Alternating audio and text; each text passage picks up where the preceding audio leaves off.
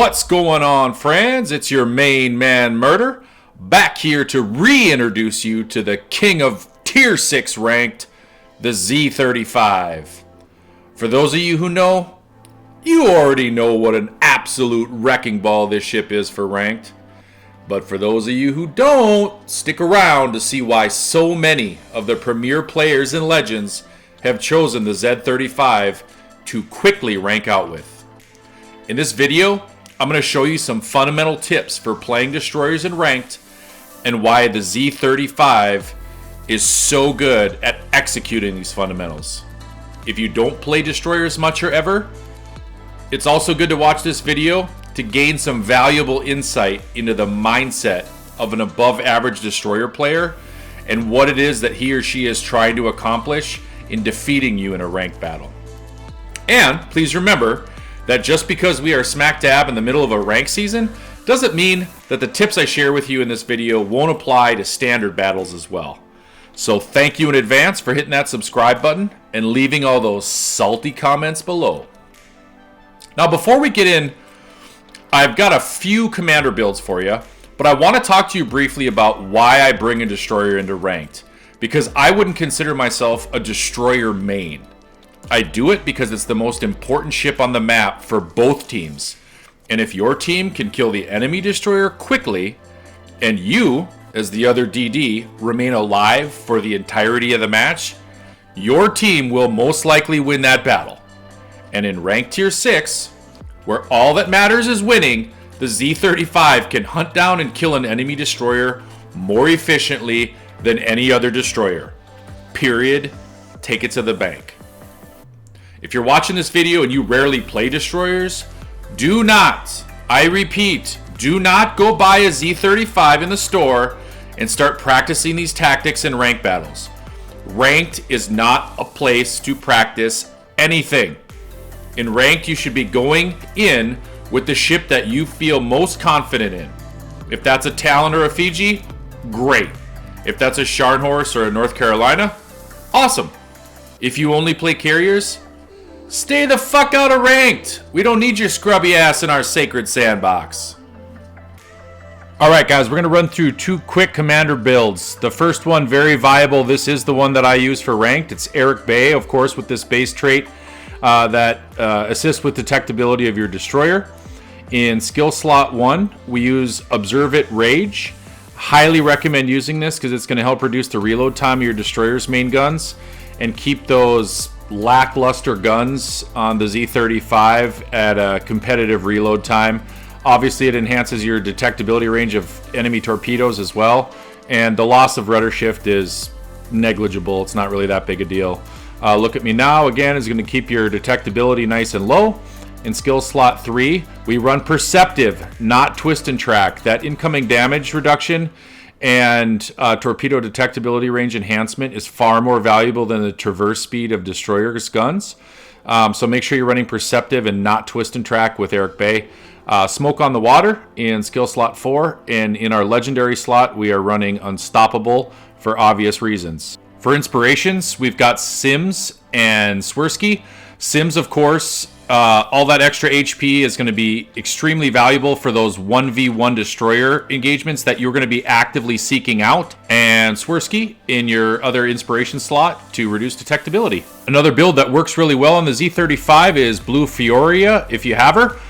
Her skill slot 1 is Mosquito Brutes. It reduces the torpedo launcher reload time and also reduces the detectability of your torpedoes, but it greatly reduces the damage of those torpedoes. So they're coming out faster, more frequently, but they are doing significantly less damage. So plan for that.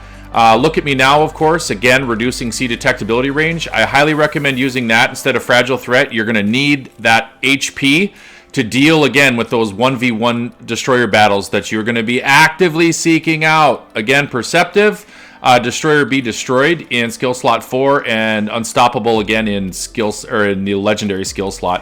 Her base trait also enhances your speed. So blue is kind of a speed build, which can be really nice on the Z-35 because she doesn't have engine boosts. So if you are used to a faster destroyer, maybe you prefer the French TDs, you might run a blue build because you're going to get more speed. Of course, for inspirations, we went with Sims again, and we added Bay for that extra reduction in detectability radius. For ship mods, in mod slot 1, we have aiming systems. In mod slot 2, this is really important. You have to make sure that you're using propulsion mod 2. I will get more into that once we jump into the gameplay here in a second. In in mod slot 3, we are running concealment. Stay away from steering gears, and for the love of God, stay away from target acquisition systems. This isn't the ship for TAS. Alright guys, here's the deal. Other than the Z-39, which we will differentiate during the gameplay, the Z-35 is the only destroyer at this tier that has a 5-kilometer sonar. The only other destroyers that even have sonar are a Moss at 4.2 kilometers, a Jervis at 3.5 kilometers, and a Cossack at 3.2 kilometers. No other destroyer even has sonar. So you're out sonar detecting every other destroyer at this tier. That is so valuable for those one-on-one engagements. Survivability of the Z-35, fantastic hit points at over 21,000. Artillery, lackluster. The HE shell damage is really low. This is one of the reasons why a lot of players shy away from the ship, or they think the Z-39 is better. Again, we'll talk about that more in the gameplay. But even with that low HE shell damage, you're still going to be able to get more rounds on target, especially when you're sitting in smoke with a sonar active, to take care of mitigating the lack of alpha damage that this ship does. Torpedoes are pretty standard, 9 kilometers. Max damage, 13,700. Kind of mid-range, not the strongest and fastest torps, but they've got good range. Kind of standard German torp. AA doesn't matter for ranked. Maneuverability. Again, the Z-35 is a little bit slower with the Bay build, only 36.5 knots. You can get it up closer to 40 knots with the blue build that we're going to go over in a second. But again, this ship doesn't have speed boost. So what you see is what you get with speed. And concealment, with this Bay build, I've got it scaled up to exactly 5 kilometers. It's no accident. That's the exact same detectability as my sonar. Now, if we switch over the blue build, you'll see a couple things change here. The hit points stay relatively the same. You lose a couple hundred, but it's not huge. But first thing you'll notice here with torpedoes is that the torpedo maximum damage drops dramatically because of her Mosquito Brute's skill. What you get is a faster reloading torp, so that's the trade-off there. But you'll also see with the blue build that the max speed goes up to almost 40 knots. You can get it up to like 40.2, 40.1 if you max out blue. Detectability, though, goes up to 5.2 instead of 5 kilometers, so you lose a little bit in the detectability game there. Let's take her out to sea, and I'll show you exactly why she's so deadly. So pro tip number 1, mark your line. Open up the mini-map before the game starts and let your teammates know exactly what direction you're headed. It's a lot more effective and a lot less demonstrative than just demanding that all your teammates go after and capture a certain area. This lets, again, all of your teammates know exactly where you're going so that they can plan accordingly. Pro tip number 2, always know the locations of radar cruisers. In this case, we're dealing with an enemy Belfast. He has an 8.4 kilometer radar. As we're moving towards Bravo, we're looking for two things. Where are these cruisers popping up? And secondly, is Charlie going to get touched? We know if it gets touched early, that's the destroyer that's moving into C. So, as we touch Bravo, and more importantly, as we get through this little window in these islands here, we'll notice that C is being captured. So great, now we know that destroyer's in there, and he's in there by himself. But there's a New Orleans coming in, and there is another battleship moving towards Alpha. Still don't know exactly where the Belfast is, but as we approach this corner here, I'm starting to get a hunch. There's the Belfast. He's way outside of our radar range, or of his radar range. I'm going to pop my sonar here, and you'll notice right away that we're going to get an ideal angle on this Benson. It's ideal because he is approaching us, which means he's going to have to turn out and away. So we've gone ahead and activated our sonar, popped our smoke, and now we're just going to melt him down. And because we were using that propulsion mod in mod slot 2, we can very quickly reverse out of his torpedoes that he tried to drop on us. Very ineffective on his part, very effective on our part. We just killed him and kept all of our health. And that New Orleans already died. Look at this. 2.5 minutes into the match, they're already down 2 ships. That's a win. I'm going to go in here and capture this area. We're up 2 caps, 3 caps, and 2 kills already with 2.5 minutes into that match. That's a W. Okay, here we are on New Dawn. Next match. We've got a Talon as the only radar out there and an Asashio as a destroyer. Pro tip number 3, always capture an area as soon as possible.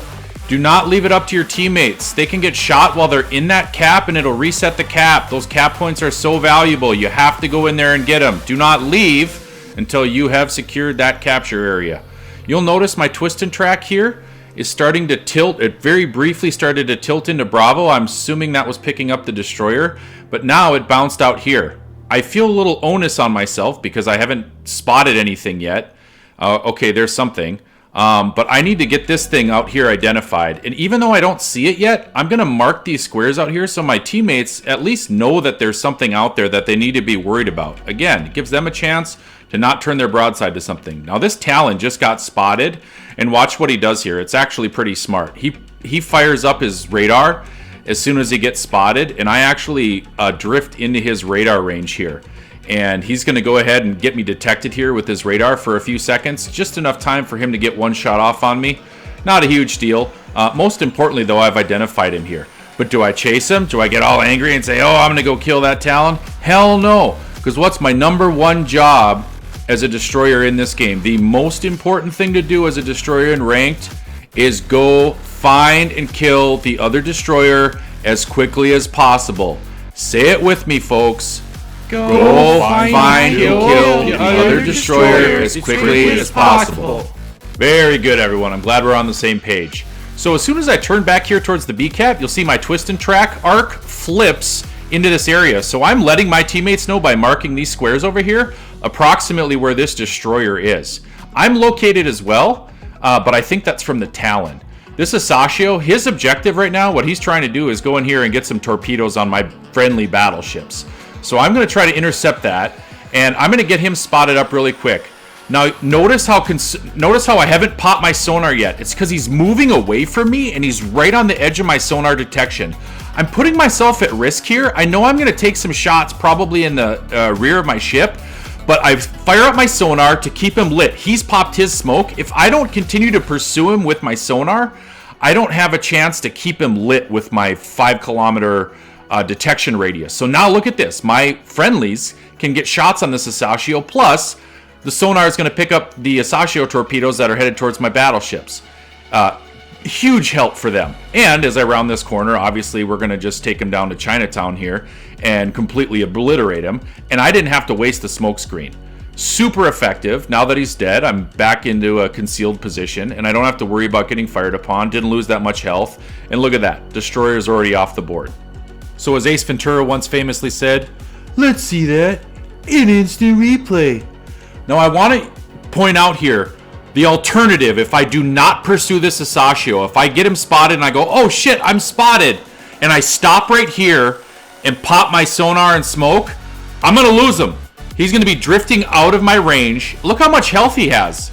None of these shots that my team is able to take on this Asashio right now would be happening if I was sitting back where I originally spotted him with the sonar up, trying to shoot at him. He's going to be sitting over there in his smoke, dropping these torpedoes that are now not being sonared in front of my battleship.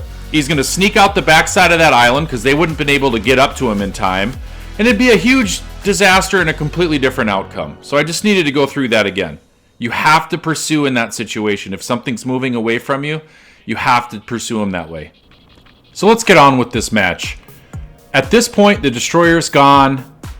We've lost a cruiser. I need to start thinking like my enemy. Over here, we've got a Gneisenau and we've got a New Orleans. Now, we know that the Gneisenau is probably going to want to come ripping around this corner and take an aggressive position, moving towards our battleship to get his torpedoes on them and fire his main cannons at close range. The New Orleans is going to want to do just the opposite. He's going to want to sit on the outside, use that island for cover while the Gneisenau is spotting, and he's going to want to be shooting at things with HE. So I've gone ahead and dropped some torpedoes on the Gneisenau. I've gone ahead and popped my smoke, which I saved because I didn't have to waste it on Asashio back there. And I can just go ahead and burn this son of a gun down. Easy peasy, lemon squeezy. Couple torpedoes, couple HE rounds, and he's toast. But I got to get out of this smoke as quickly as possible and get this Norland spotted up. Norlands hate to be spotted. They get real squirrely when you get them spotted up. So he's going to start backing up here. He's going to be seeking cover. I double checked to make sure that that Nelson over there is being cared for, and he's dead already. So I can take some aggressive shots on this Norlands. I've got some health to spare. He blaps me once, but I have a damn con to mitigate the loss of my propeller there. And I've got a choice to make. Do I want to go around that side of the island, or do I want to go around this side of the island? I'm going to circle back and go this way. I don't even necessarily need to shoot at him, but I need to get him spotted up so he can't really burn down my team. Now, we're already winning this match 4-2 at this point, so it's highly likely that we're going to win. So at this point, I'm just kind of damage farming, drop a couple more torpedoes on him, go ahead and open fire on him here maybe in a second. Might be able to polish him off.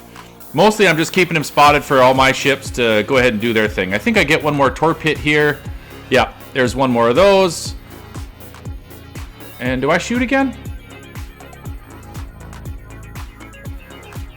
No, my teammate took care of him. And there's one last ship to take care of on the back line. That Talon killed one more of our cruisers. Finished off a battleship. And this one's all but over. He needs one more hit here. He's done. GG's. Back to port. There's another W. So this last clip, just very quickly, I want to show you that same map. I'm taking the same line through this cap. I go ahead and cap it.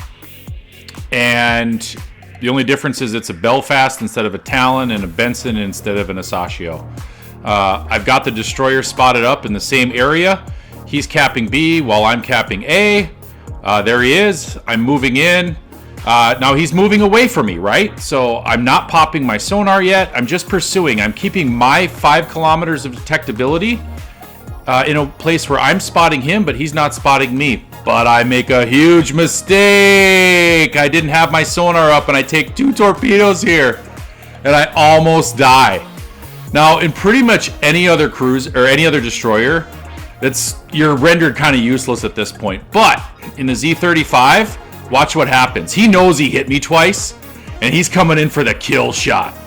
I dropped some torpedoes on him, unsuccessfully, I might add. And watch, he's coming in, he's trying to get me spotted up. He hits me once, I got 41 health left, but look it, I melt him down completely, and my teammates help finish him off. Oh my God. That is the power of the sonar smoke combo of the Z-35. The rest of this match, I have to obviously play very, very carefully here.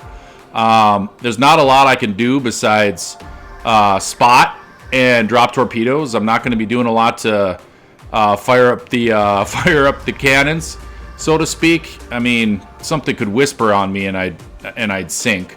So I want to point out here what I can do to be helpful in this situation. And this is kind of the next level or the next echelon of being a destroyer in rank. I've already done my job here, folks. I've assisted in eliminating the enemy destroyer off the board, and I've escaped with my life. But there's some work for our team to do here. So as I look at the mini-map, which as a destroyer player you should constantly be doing, again, I really need to hammer that home.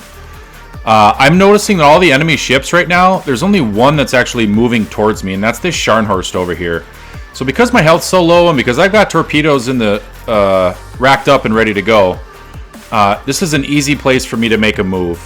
So I'm going to go ahead to this flank over here. I do need to be mindful of that Belfast's radar range out there. It's 8.4 kilometers again. But I drop a couple sets on the Sharny here. I think I get one hit. I can't exactly recall, but he's burning and dealing with the onslaught of my other ships out here. I think I get him. Yep, there he goes. And now it's just this Belfast and this Boise that are both running away.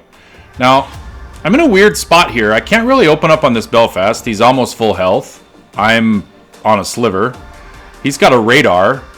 And he's running away from me, so even if I had torpedoes, like, I can't get close enough to really launch them unless I'm in his radar range.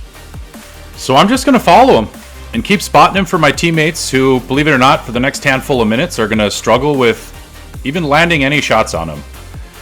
And if that doesn't just sum up what ranked is, folks, I don't know what else will. And this goes full circle, brings us all the way back to the point I made in the introduction to this video. The reason why I take destroyers out isn't because I'm especially great destroyer player.